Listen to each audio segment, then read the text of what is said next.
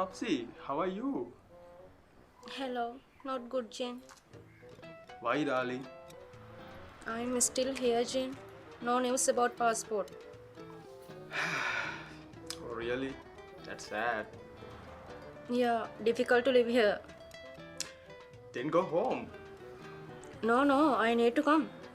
If you cannot get a new passport, I will take you. I'll try, Jane. Please try. I am waiting for you.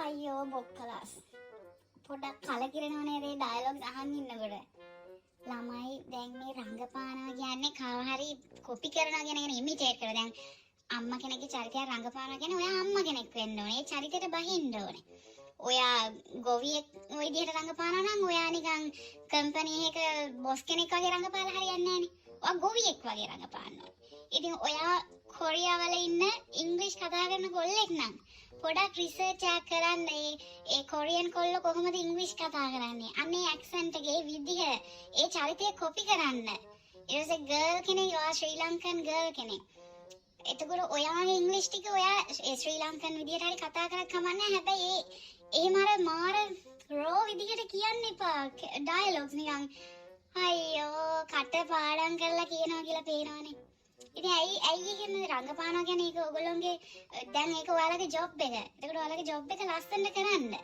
එහෙම නැතුව ඔය විදිහට රංගපානකොට ඒක මාර odd. ඒක අපිට කැපිලා පේනවා. මට මේ ඩ්‍රාමා එක මාර ලස්සනයි. නළු නිලියෝ හොඳටම දැන් ඒ දෙන්න වුණත් ඒකට හොඳ දෙයක් කරනවා.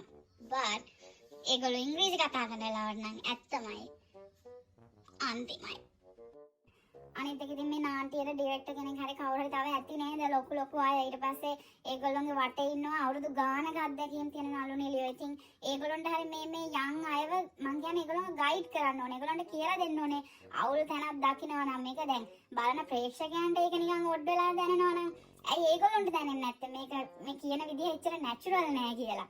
ඊට පස්සේ මේ ඩයලොග්ස් ලියපු එක you come we come no go no I will come no passport can't come අයියෝ අනේ මේ කතාව ලස්සනට යන එක ඒ චුට්ටක් ලස්සනට ඉදිරියට හදාගන්න තිබ්බනම් ගොඩක් වටිනවා මම ඒක හරි ආසාවෙන් බලන කතාවක් හැබැයි මේ කෑල්ල එනකොට ඇඬෙනවා පොඩ්ඩක්